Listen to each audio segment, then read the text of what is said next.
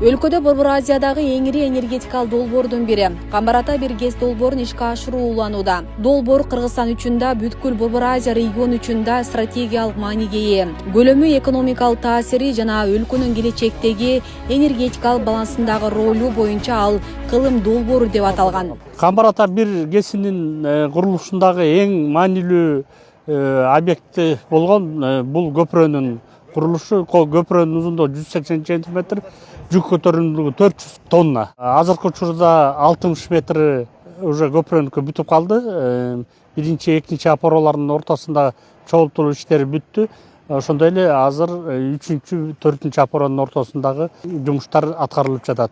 Бардыгы болуп 60 метр көпүрөнүн курулушу аяктады. Камбар Ата бир ГЭСинин негизги курулуштарына керектелүүчү электр энергиясы менен камсыздоо үчүн 116 киловольт 2 трансформаторлуу көмөкчөрдөн курулуп бүттү. Трансформатордун кубаттуулугу 16 мегаватт. Азыркы учурда даярдык иштери жүрүп жатат. Испытания кылганга бардык жумуштар толугу менен аяктаган. Учурда станциянын курулушуна активдүү даярдык иштери жүрүп жатат. Жалал Абад облусунун Тоолу аймагында масштабтуу гидротехникалык курулушту баштоо үчүн зарыл болгон инфраструктура комплекси дээрлик нөлдөн баштап түзүлүүдө. Бул иштер электр берүү линияларын тартууну, автомобиль жолдорун курууну, Нарын дарыясы аркылуу көпүрө курууну, куруучулар үчүн шаарчаны түзүү, ошондой эле бир катар башка инженердик жана уюштур иш-чараларын камтыйт.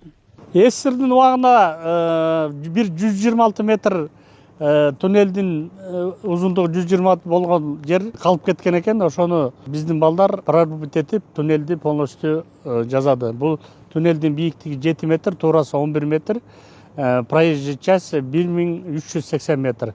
Жана ошондой эле туннелдин ичине бетондоо жумуштары аткарылды. Азыр цементация жумуштары жүрүп жатат. Жана жээктерине жана кабель өтө турган кабельный канал жасалды. Ошону менен туннель почти бүтүп калды. Жайында ичин асфальттоо бир слой иштери аткарылат. Камбар Ата бир ГЭСинин курулушуна керектүү болгон бул жерде 100 орунду жатакана, столовый жана офис курулуп бүттү. Азыркы учурда ички отделочный жумуштар аткарылып жатат. Ошондой эле суу менен камсыз кылуу жана канализация жумуштары аткарылат.